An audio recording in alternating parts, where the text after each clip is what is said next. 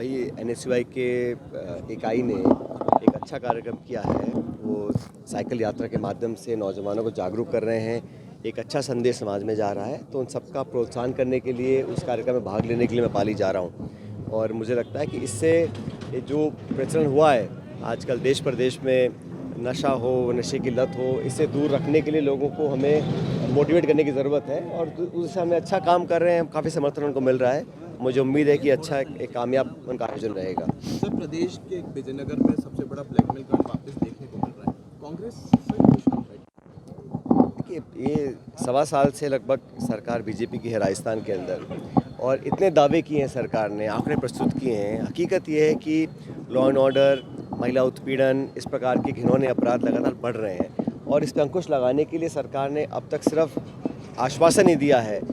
जब भी सरकार का जवाब आता है आश्वासन मिलते हैं, लेकिन जो प्रशासन में पकड़ होनी चाहिए पुलिस के ऊपर, जिस प्रभावशाली तरीके से सरकार का नियंत्रण होना चाहिए, उसमें कहीं कमी दिखती है मुझे। और इच्छा शक्ति भी कमी है, उनकी प्रायोरिटीज़ अलग हैं।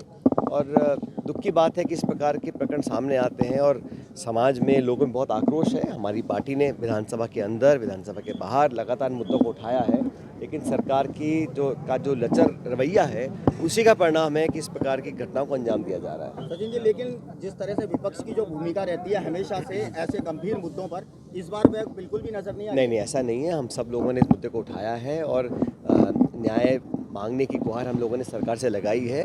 लेकिन जैसा मैंने कहा कि जो रिएक्शन है, जो रिस्पांस है, जिस तरीके से सरकार को काम करना चाहिए इस मामले में, नहीं किया गया है। अभी भी मुझे लगता है कि जिस सख्ती से कार्रवाई होनी चाहिए नहीं हो रही है। सर, राजनीति में प्रदेश अध्यक्ष कह रहे हैं कि जो गहलोत सरकार की स्मार्ट फ्री योजना थी उसमें सरकारी खजाने सरकार को हो गया है।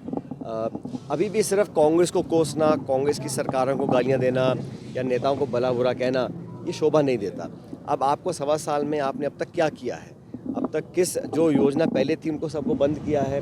और चाहे नौकरियां हो, चाहे लॉ एंड ऑर्डर हो, चाहे महंगाई हो, चाहे निवेश हो, सिर्फ घोषणा ही हुई है 1.25 साल में। और 1.25 साल पहला जो साल होता है बड़ा महत्वपूर्ण होता है, तो सरकार ने अपना वो समय गंवाया है। आपसे खींचता सरकार में आज कौन मंत्री है कौन नहीं, किसी को मालूम नहीं है। आपस में इतना खिंचाव है, इतने सारे सत्ता के केंद्र बन गए हैं, ब्यूरोक्रेसी हावी है। और डॉक्टर किरोड़ी मीणा जी मंत्री हैं या नहीं किसी को पता ही नहीं है।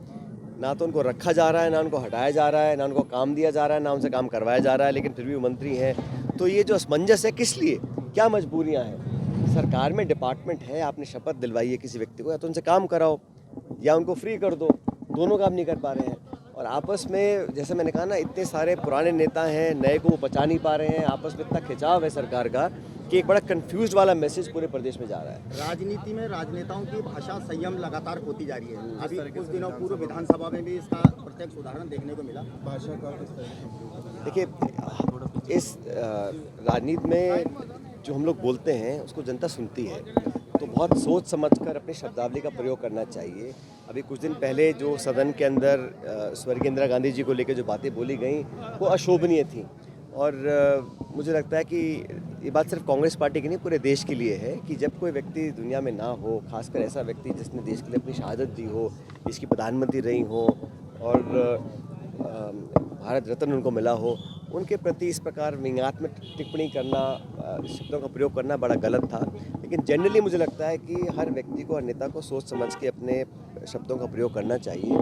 और अगर आप किसी के प्रति मान सम्मान आदर प्रकट नहीं कर सकते, तो उस पर छोटी और ओछी भाषा का प्रयोग बिल्कुल नहीं करना चाहिए। अभी आरएलपी ने जो सांसद हैं हनुमान बेनीवाल, उनका भी एक बयान आया था जिन्होंने भाजपाइयों को नौसिंह किया और कांग्रेसियों को कार्टून डाला। मैंने ऐसा कोई बयान देखा नहीं है। हाँ सर, नियुक्तियाँ अभी भी अजमेर में अटकी हुई। आप पिछली बार भी आए थे, आपने कहा था कि जल्दी नियुक्ति होगी। सारी हो रही हैं भाई। अब तो हम लोगों ने मंडल अपने बना दिए हैं और प्रदेश कांग्रेस कमेटी ने दिशा निर्देश भी दिया है। हमारे सारे सेक्रेटरीज लगातार दौरे कर रहे हैं, मीटिंग्स ले रहे हैं। और सरकार ने जो निकाय चुनाव थे उनको पोस्टपोन किया है, लेकिन हमारी जो इकाइयाँ हैं बड़ी सक्रिय है और पूरे प्रदेश भर में, क्योंकि विधानसभा का सत्र चल रहा है, लेकिन सभी लोग दौरे कर रहे हैं और जनता के साथ अपने आप को कनेक्ट कर रहे हैं।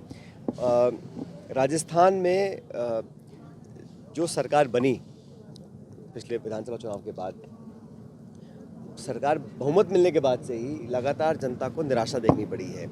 और जैसा मैंने शुरू में कहा, जो खिंचाव आपस में है भाजपा का जो नेतृत्व है उसमें आपस में बहुत खिंचाव है।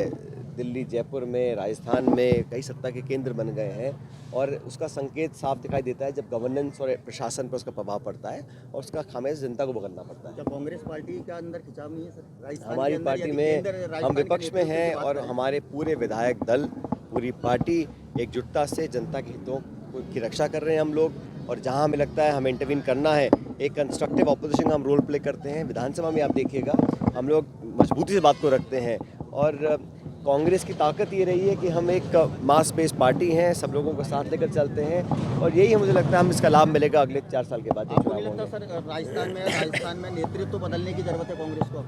हम सब मिलकर ही काम कर रहे हैं, अलग अलग व्यक्ति को जिम्मेदारी दी हुई है, जिसको जो जिम्मेदारी दी है वो बखूबी निभा रहा है उसको। बिल्कुल।